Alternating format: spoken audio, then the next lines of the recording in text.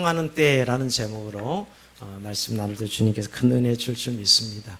항상 말씀은 개념으로 우리가 듣지 말고 성령께서 내게 오늘 이 시대, 이 시간에 꼭 내가 들어야 될 말씀, 귀 있는 자는 들을지어다 하시는데, 설교는 또 동일한 설교이고 본문도 동일한 본문이지만 하나님의 성령은 우리에게 주신 은혜는 각자에게 꼭 필요한 은혜를 줄 줄 믿습니다. 오늘도 이 말씀을 통해 주님이 성령으로 우리가 은혜 줄 줄 믿습니다.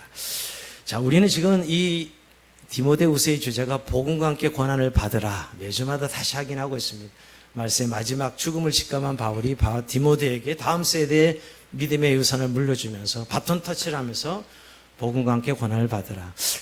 우리 시대 정신에 비하면 참 받아들이기 어려운 말씀이죠. 왜냐하면 요즘은 고난을 피하라, 고난이 없어야 된다, 이런 시대의 정신에 살고 있는데 오늘 성령은 정면으로 고난을 받으라고 말씀하고 있습니다.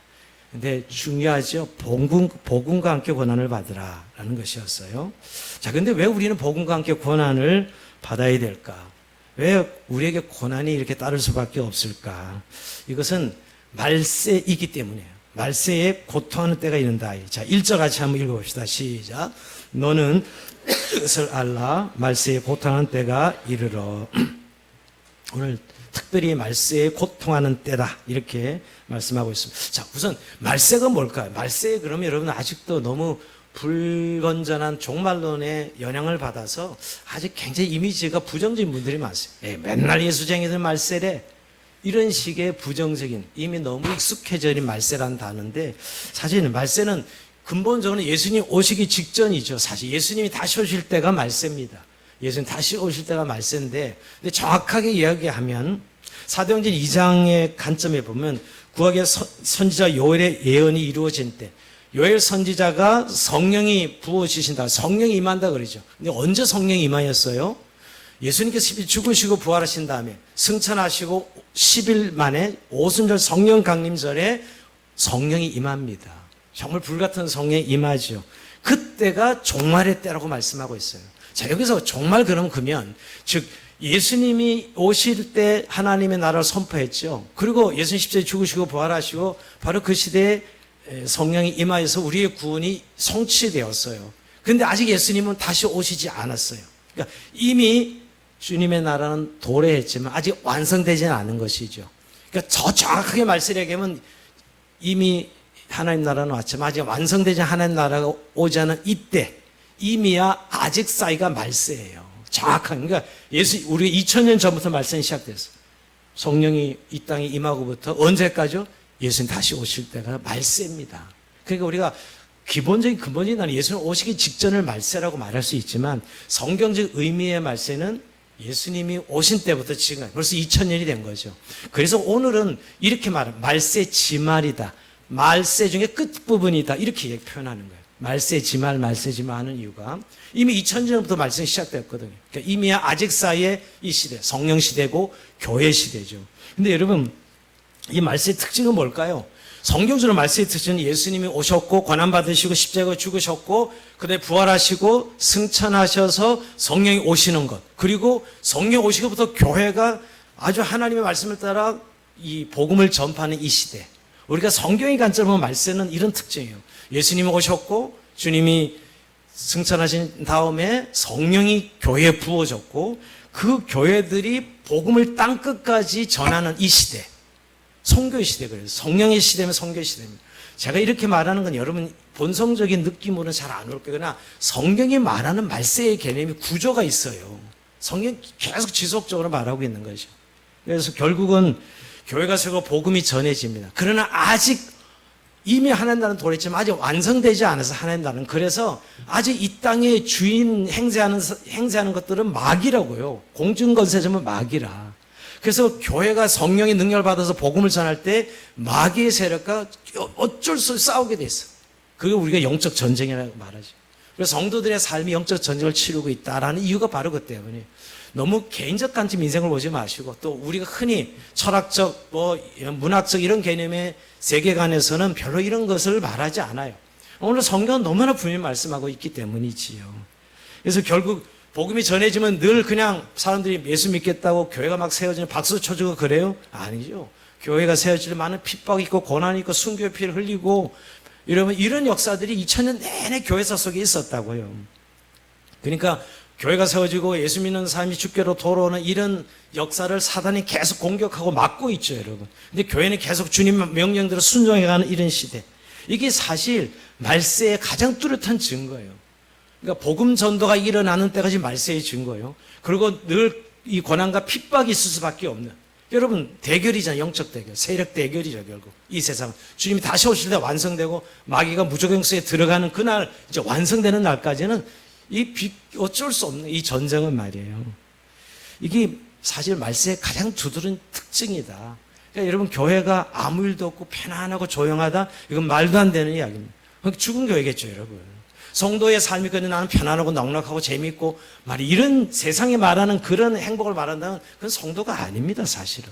오늘 주님이 말씀하시는 우리의 삶은 어쩔 수 영적 전쟁을 치르고 있지. 내 내면 속에서도 그렇고 우리의 삶의 현장 속에서 그런 거죠. 왜? 주를 위해 우리가 살아가는 건 주님의 영광과 주님의 나라를 위해 살아가라고 말씀하시는데 필연적으로 영적 세력과의 싸움이 있을 수밖에 없지요.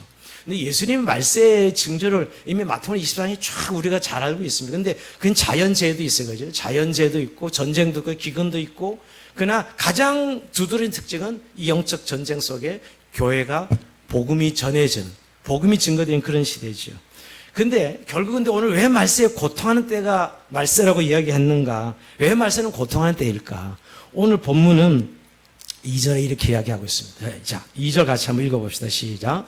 사람들이 자기를 사랑하며 돈을 사랑하며 자랑하며 교만하며 비방하며 부모를 거역하며 감사하지 아니하며 거룩하지 아니하며. 자, 여기 이 말세의 고통은 이게 영적 전쟁이 치러지고 자연재해 이런 현상들이 우리가 고통이 오는 건 당연한 것이고요. 또 하나는 사람들의 삶의 방식이 고통스러워.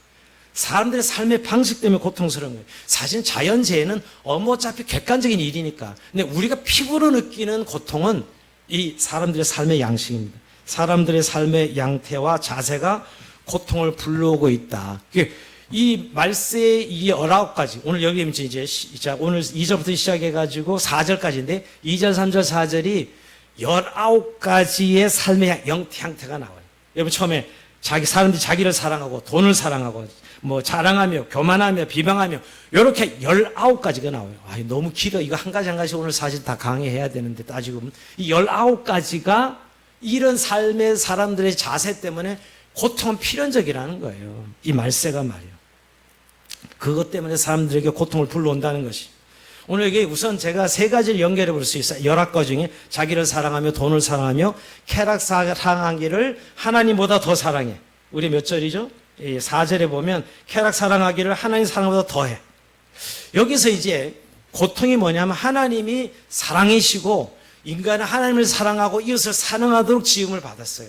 근데 이 사랑의 대상이 왜곡되어져 있고 사람들이 하나님 사랑하고 이웃 사랑하는데 돈을 사랑하고 그저 자기를 사랑하고 쾌락을 사랑하고 사랑의 대상이 왜곡되어졌어요. 여기서 고통이 시작되었다는 거죠. 바로 여기서 고통이 시작되는. 그러니까 사랑의 대상이 잘못돼. 이거 사랑의 대상의 왜곡이죠, 여러분. 하나님과 이웃을 사랑하라고 지음 받았는데 돈을 사랑하고 자기를 사랑하고 이 쾌락을 사랑하는 거예요. 이게 인간의 불행이죠, 불행. 여러분, 하나님이 인간을 지었을 때 어떻게 행복해지게 만들었느냐? 하나님을 사랑하면 행복해지도록, 진정한 영적 만족이 오도록, 또 인간을 사랑할 때 우리에게 행복과 기쁨이 넘치도록 그렇게 만드셨어요. 근데 죄가 우리 안에 들어오면서 이게 깨진 것이에요. 근데 그 죄의 본질은 뭐냐? 하나님 사랑하라고 했는데 돈 사랑하고 자기 사랑하고 쾌락 사랑한다는 것이죠. 여러분이 사랑이 왜곡된 것이 인간의 불행입니다. 이 사랑의 대상이 왜곡되면 불행해질 수밖에 없어요. 여러분, 주님께서 율법사랑 대화할 때 율법사 그럽니다. 계명 중에 제일 큰 계명이 뭡니까? 라고 물어볼 때 예수님께서 마태복음 22장 37절에 보면 예수께서 이르시되 내 마음을 다하고 목숨을 다하고 뜻을 다하여 주 너의 하나님을 사랑하라 하셨으니 이것이 크고 첫째 되는 계명이요 둘째도 그와 같은 내 이웃을 내 자신과 같이 사랑하라 하셨으니 이 두 계명이 온 율법과 선지자의 강령이니라. 그러니까 구약을 한마디로 요약해 버리셔. 하나님 사랑하고 이웃 사랑하는 것이다. 이게 사실 우리의 계명의 본질이에요. 그 하나님은 사랑이시고 여러분. 우리를 행복하게 원래 디자인하셨던 모양이죠. 이게 하나의 형상인데 죄로 만에 깨진 것이 결국 우리가 하나님보다 돈을 더 사랑하고 쾌락을 사랑하고 또 이 자기를 사랑했기 때문이라는 것이. 여러분 참 요즘 어떻게 생각해요? 돈이 우리가 이용하는 건데 이 돈이 목적이 되는 이런 세상, 사실은 돈이 나의 안정을 도모하고, 어떤 사람은 사랑으로 돈도 살 수 있고 자존감도 살 수 있고, 우리가 지금 그런 자본주의 시대에 살고 있다고요. 정말 만몬이 하나님 자리를 차지하고 있는 듯하게 보여요. 정말 요새 사랑을 돈으로 산다고 생각하는 사람이 많거든. 돈만 있으면 진짜 이쁜 여자 결혼한 건 아무것도 아니다, 뭐 이렇게 생각하는 남자들이 수두룩하거든요, 여러분. 그만큼 돈의 위력이 있는 거지. 죽은 사람도 살릴 수 있어, 돈이 말이야. 이렇게 생각하는 사람들, 실제는 그렇지 않은데도 불구하고 그만큼 돈이 하나님 자리를 깨차고 앉아 있는 거죠. 그러니까 사랑의 대상이 하나님이 되는데 돈이 딱 그 자리를 깨차고 있어요. 눈만 뜨면 주식이 오르고 내리는 거 그것부터 봐야 되고, 온 하루 내내 플러스 마이너스 동계산하고 있어야 되는, 정말 사랑의 대상이, 제가 보기에는 그거 묵상하고 그거 숫자 늘어나면 막 기뻐 날뛰고, 그것도 추락하면 인생 다 다 불행에 빠지고 말이야. 이러잖아요, 여러분. 근데 원래는 하나님이 사랑의 대상이 돼서 하나님과의 관계에서 우리의 행복이 결정돼야 되는데, 오늘 그 자리를 돈이, 쾌락이 차지하고 있는 것이죠. 근데 여러분, 이 왜곡된 사랑의 저는 본질을 만약에 말씀드리자면 결국 자기 사랑입니다. 결국 자기 사랑 때문에 사랑이 왜곡된 거예요. 여러분, 우리가 항상 내가 우선이고 내 이익이 중요하다고 생각해요. 그러니까 하나님, 이웃, 이건 대상이 들어가지도 않아요. 항상 내 이익이 먼저예요. 내가 중요하고 내가 기준이고요. 이 자기 사랑이지요. 여러분, 하나님 근데 먼저 뜻을 다하여 목숨을 다하여 주 너희 하나님을 사랑하라, 여러분 이렇게 말씀하셨어요. 오늘 그런 부분에 있어서 우리는 이 왜곡된 자기 사랑, 그렇죠. 주님은 오히려 이웃을 내 몸과 같이 너희가 서로 사랑하라면서 섬김과 희생의 삶을 말씀했어요. 야, 세상 사람들은 다 섬김을 받으려고 높아지지만 너희들은 반대로 낮아져서 섬기는 자가 되고 희생해야 되느니라. 이게 하나님 나라 백성 중에 가장 큰 잔이라 라고 수없이 말씀하셨거든요. 근데 이게 우리의 본성과는 다른 거예요. 이게 자기 사랑이죠, 자기 사랑. 여러분, 근데 이 자기 사랑이 결국 우리에게 고통을 가져왔다는 거예요. 잘 우리가 한번 돌아봐야 돼요. 오늘 우리의 삶의 질서가 깨지고 내면이 무너지고 하는 그 근본적인 본질은 결국 하나님 사랑하고 이웃 사랑해야 될 사랑의 대상이 왜곡되어진 부분이라고 생각합니다. 다시 한번 우리가 이 말씀에 기교해야 됩니다. 근데 여러분, 하나님을 배제하고 자기 사랑하는 이 자기 사랑은 확장성이 있어. 어떤 확장성이냐면 자랑하고 교만하고 자만합니다. 오늘 이 2절, 3절, 4절 중에 보면 여러분, 자, 교만하며 자랑하며 교만하며 이렇게 2절에 나오고요. 더 나가서 뭐가 나오냐 하면 자만하며 그럽니다. 4절에 자만하며. 여러분, 자랑은 겉으로 드러나는 이 경향성이죠. 자기를 높이는 행위. 뭔가 자기가 잘났다는 거예요. 내가 너보다 훨씬 낫지. 이게 드러나는 게 자랑이고, 교만은 내면으로 나타나는 기질이에요. 내면으로, 마음으로, 이 교만이라는 것은. 그래서 항상 자기가 기준이야. 자기 기준으로 못난 거예요. 그럼 남을 이렇게 헛뜯으면 굉장히 기분이 좋아져. 이게 다 이런 자랑, 교만, 자만에서 나오는 거거든요. 여러분, 그게 분명히 잘못된 걸 알면서도 그런 이야기를 하면 내가 기분이 좋아져. 막 도파민이 나와요. 막 흥분하면서 남을 헐뜯으면 기분이 막 업되는 거 있죠. 이게 인간의 본성입니다. 이 죄된 본성이죠, 여러분. 이게 하나님 사랑이 아니라 자기 사랑으로 꽉 차 있을 때입니다. 그래서 오늘 이런 부분들이 결국 말세에 고통하는 때입니다. 근데 여러분, 우리가 요즘 왜 인간관계 이렇게 어려운가? 이 자랑과 교만 때문에요. 자만 때문입니다. 인간관계가 안 돼. 남의 입장에 대어보지 않고 다 자기 입장만 고려해. 내 입장이 중요한 거예요. 야, 나의 기준은 네가 따라줘야 돼. 여러분, 이런데 무슨 인간관계가 되고 그게 어떤 한평이 이루어지겠어요? 오늘 보이는 정치권은 말할 것도 없고요. 뭐 자기 이권과 정파를 위해서 사는 거 말할 것도 없고. 우리 인간관계는 가족 안에서도 그런 걸. 자녀들은 자기 입장에서 부모가 해준 게 뭐 있냐. 이런 식의 시각으로 부모를 바라보고. 또 마찬가지죠, 부모는. 자녀들에게 뭔가 이익을 기대하고 내가 너에 얼마나 투자했는데 네가 그렇게 나올 수 있느냐. 여러분, 이 세상이 요즘 이렇게 드라마 보지 않아도 현실이 너무 드라마 같은 이야기를 옆에서 많이 들어요, 사실은. 여러분, 이런 부분들이 결국은 인간관계를 망가뜨리는 것이죠. 이런 자만에서 자기를 부풀리는, 이웃을 제대로 보지 못하는 이런 현상들 말이에요. 이게 오늘 지금 말세에 고통하는 때라고 성경은 말씀하고 있는 것입니다. 여러분, 나를 높이려는 마음, 이거 죄된 본성입니다. 우리가 자꾸 높은 자존감은 사실 주존감으로 주님으로부터 오는 것이지, 남이랑 비교해서 오는 자존감은 거짓 자존감이에요. 우리 그리스도인들은 하나님부터 오는 주존감이라고 저는 그걸 붙이고 싶어요. 여러분, 이런 부분에서 우리가 오늘 관계들이 어렵고 고통스러워. 그래서 평화가 없습니다. 부부관계도 평화가 없고, 회사가도 직장인도 관계가 없고, 너나 나나 다 이익을 위해서 챙기기 위해서 여기 와 있는 것이지.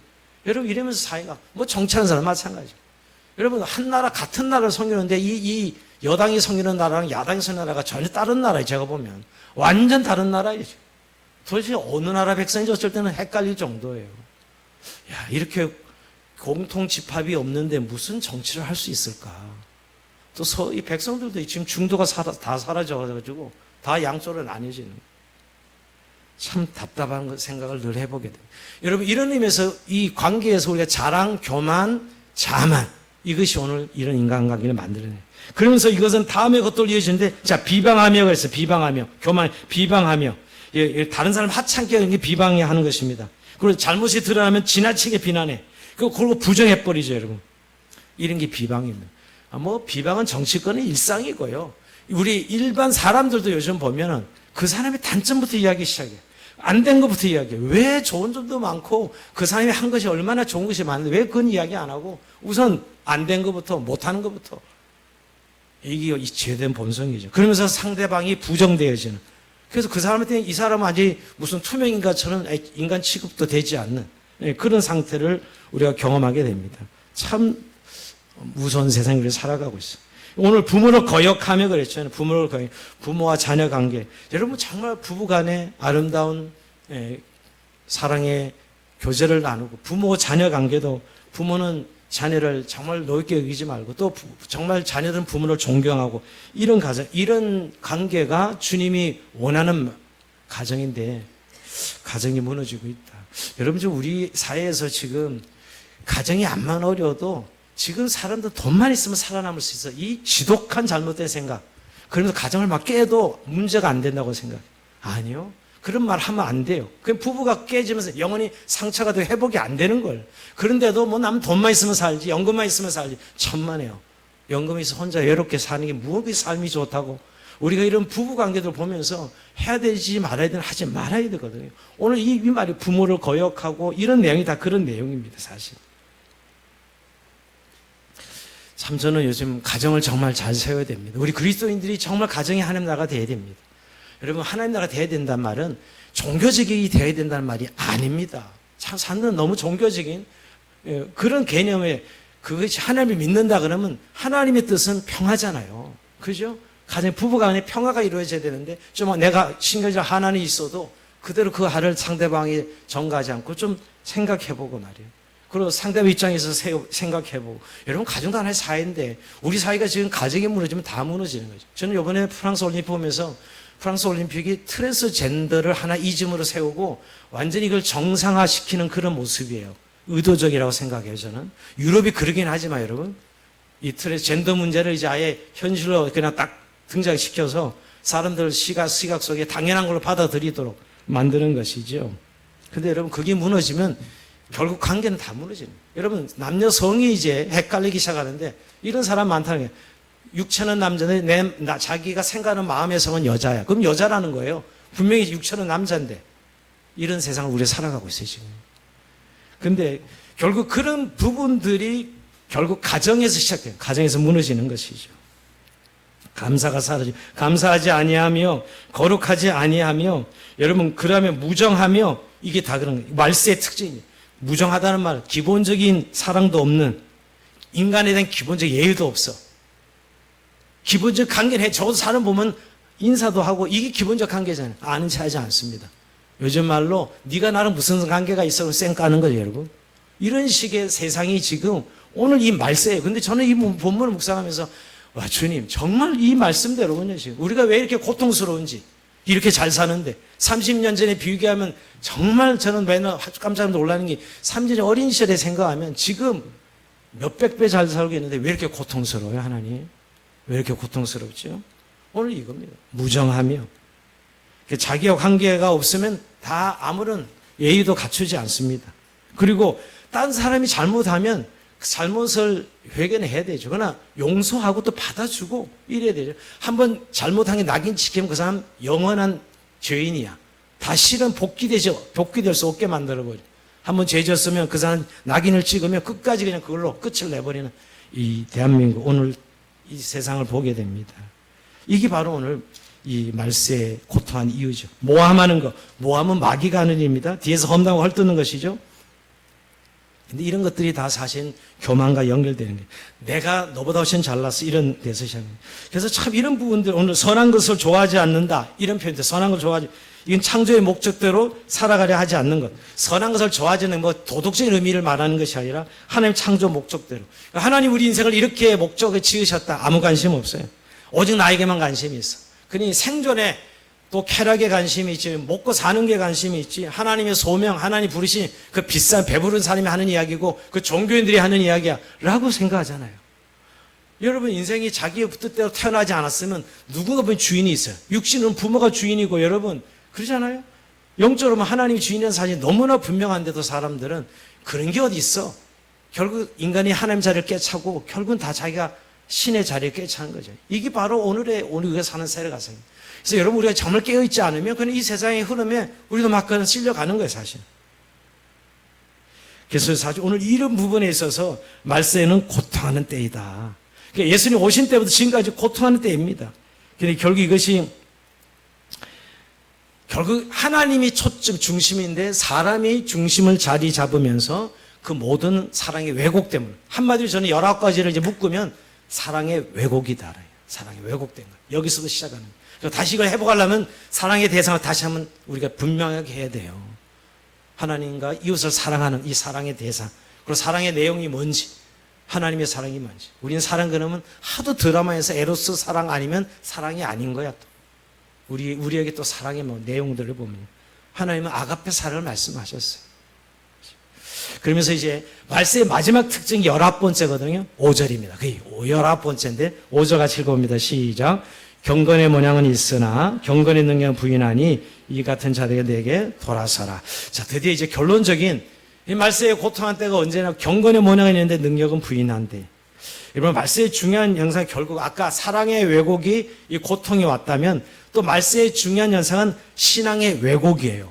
여러분 경건의 모양인데 능력이 없어? 이건 말도 안 되는 소리인데 여러분 이렇게 지금 이야기되고 있는 현실이 있잖아요.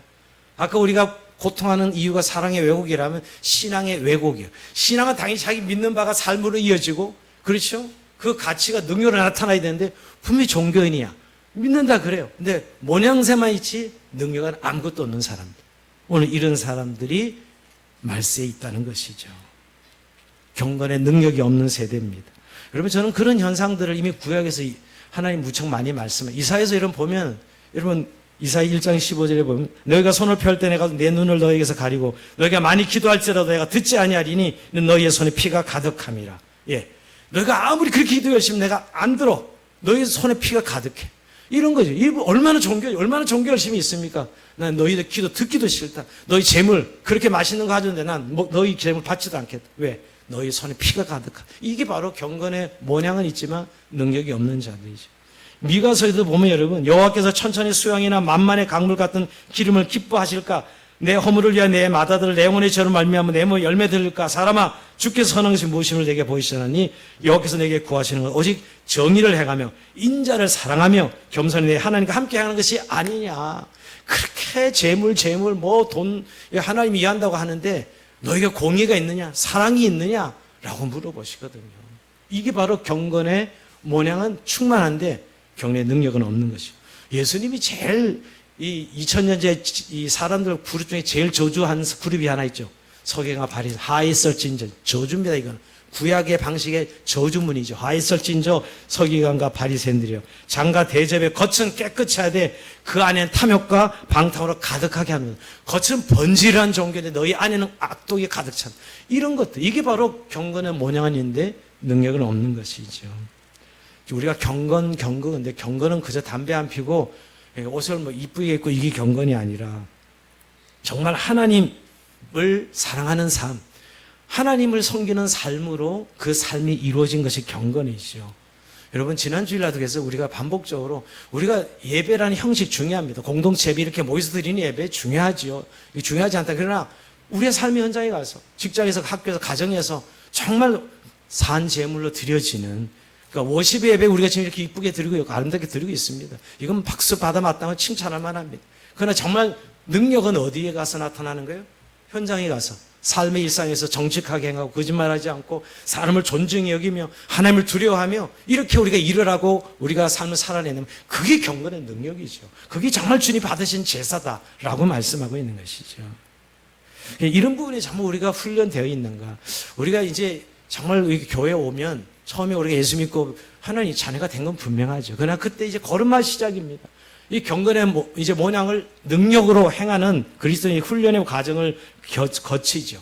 그런데 이 경건의 훈련을 싫어하면서 경건의 모양만 계속 포장하고 치장하는 그리스도인들이 있다는 이게 거짓 교사들입니다. 지금 계속 1장, 2장, 3장에 거짓 교사, 거짓 교훈을 계속 이야기하고 있어요. 바울이 아주 그 당시 초대 교회를 흔들고 무너뜨리는 세력들이 있었거든요. 다 경건의 모양에 열심을 내는 사람들. 이 사람들이었습니다. 그래서 그들에게 너희가 돌아서라 이렇게까지 아주 가감하게 이야기하는 이유가 그 때문이죠. 그러니까 사실은 이 종교적인 열심을 내는 게 이게 문제라. 6절, 7절, 8절, 9절이 뭐냐면 그 당시에 경건의 모양은 있고 능력은 없는데 자꾸 열심을 내요. 6절에 볼까요? 그들의 증오에 남의 집에 가만히 들어가 어리석은 여자를 유인하는 자들이 있으니 이게 거짓 교사들입니다. 그 여자는 죄를 중히 지고 여러 가지 욕심에 끌린 바 돼요. 죄를 지고 그러니까 그런 사람들이 경건의 모양만 있으면 뭐가 없냐면 죄에 눌려 늘 눌리고 있고 또 욕심에 끌려서 욕심대로 살아가요. 여러분 예수 믿고 정말 승리하는 삶은 우리가 죄에 눌리지 않아요. 진리가 뭐예요? 진리가 너희를 자유케 하리니 우리가 진리를 믿고 예수님 믿는 자유함이 있는 거예요. 기쁨이 있는 거예요. 내가 지금 기쁨을 잃어버리면 뭔가 눌리고 있는 겁니다. 사실은. 뭐 코미디언이 웃겨서 웃는 이런 기쁨을 말하는 게 아니라 내 마음에 긍정적인 에너지, 삶에 정말 하나님 주시는 삶이기 때문에 너무너무 감사하고 기뻐한 이 기쁨이 없으면 뭔가 죄의 세력에 눌려있는 어둠에 눌리는 오늘 이 보면 거짓 교사들이 저렇게 번질한 종교생활을 하지만 죄짐에 눌려있고 욕심에 끌려서 부정한 짓을 저지른다. 남 안 보는 데서 그냥 다 더러운 짓을 한다는 것이죠. 여러분. 그 이야기를 하는 거예요. 그런데 이들이 종교적 열심은 대단해요. 이게 문제라. 이걸로 커버되는 거예요. 여러분 지금도 이단들을 보면 얼마나 전도 열심히 해요. 여러분 여기만 나가도 매일 거의 여호와 증인들 딱 거의 이 더운 날에 딱 멋있는 옷 입고 땀 흘려가면서 그때 서 있잖아요. 야, 참 저와 여러분 열심히 비교하면 얼마나 열심히 해요. 그죠? 그러면 손 들어봐서 일주일에 한번 저렇게 나가서 딱 전도하시는 분 없잖아요. 그래서 맨날 나는 양심에 꺼릴 때서 난 저렇게 못하는데 그럴 필요 없어요.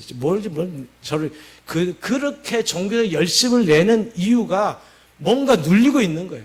사실은요. 열심 그 자체를 부정하는 것이 아니라 그 내용적인 면에서.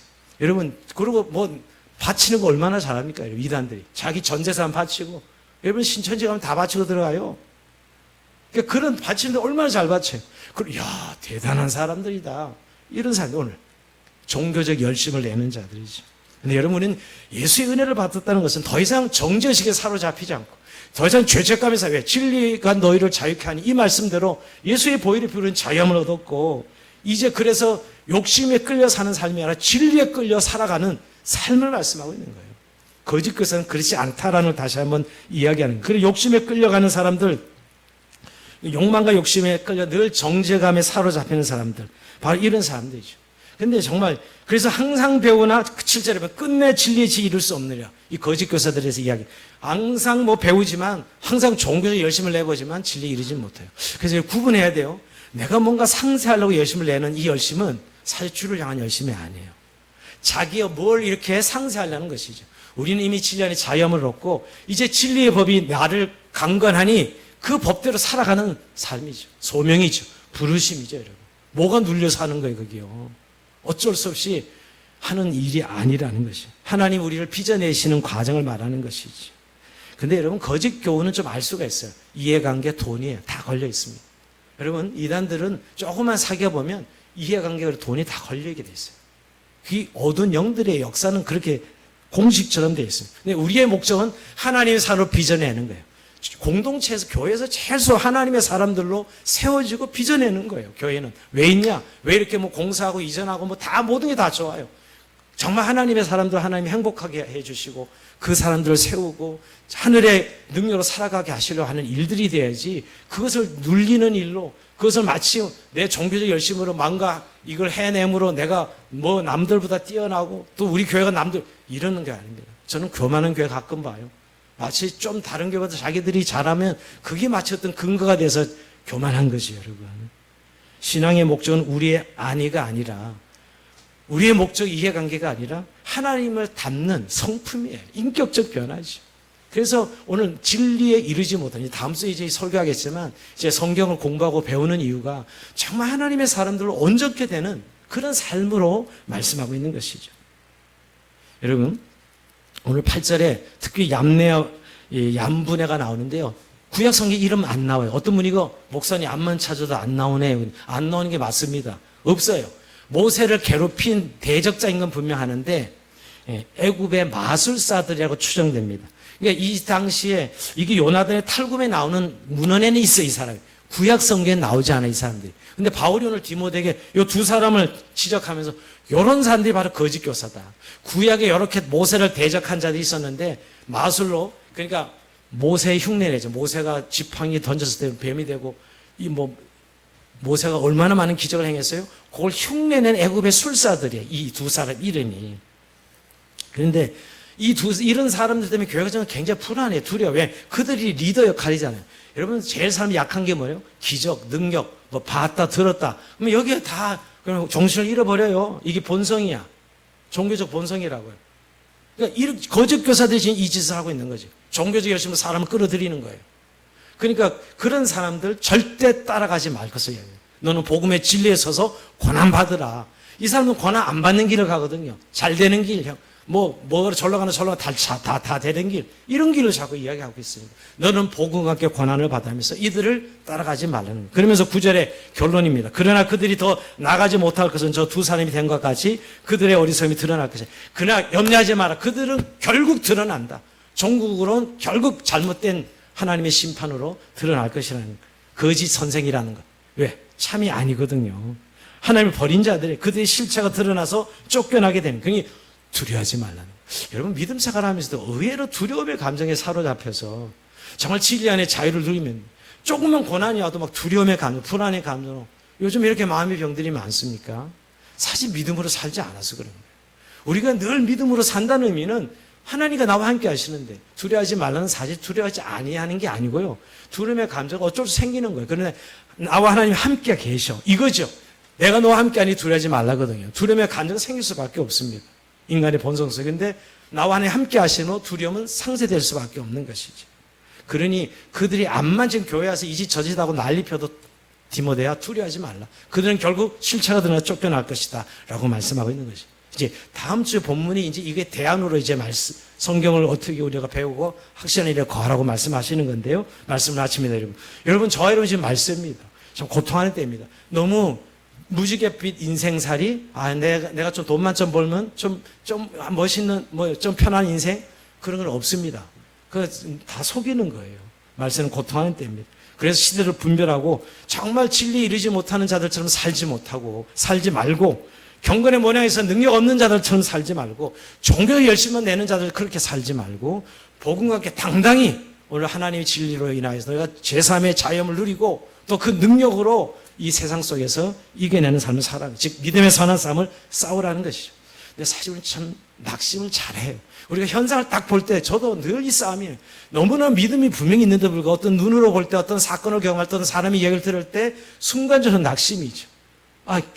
그러면 안 되는데, 뭘 그러면 안 돼요. 세상에 어차피 말씀 일어나는 현상들인데, 단지 우리가 그 시선을 하나님 눈으로 보는 것이죠. 그리고 내 마음에 정말 진리가 내 마음을 차지하도록 해야 되는데, 내가 나를 지배하니까, 내 인간의 본성이 자꾸 나를 지배하니까 이런 것이죠. 그래서 진리의 말씀에 서서 선한 싸움을 싸우라. 우리가 지금 1장부터 3장까지 이겁니다. 사랑하는 성도 여러분, 우리가 살아가는 세상 유토피아 꿈꾸는 시대는 아직 하나님의 나라가 완성된 그 나라 아직은 도달하지 않았습니다. 지금은 우리가 군대, 그리스도의 하나님의 군사들로 싸우고 있는 현장입니다. 그러나 하나님은 우리 함께해서 약속하셨고 복음을 주셨습니다. 그러게 여러분, 우리가 어떤 현실 속에 거짓 교사들의 그런 분별을 따라가는 삶이 아니고 또 우리의 현상 속에 낙심하고 그게 주저앉는 그런 삶이 아니라 하나님의 말씀 복음을 가지고 직면하셔서 승리하는 저 여러분 삶이 되길 주의 이름으로 축원드립니다. 자, 우리 찬송하면서 주님 앞에 기도의 시간 나갑시다.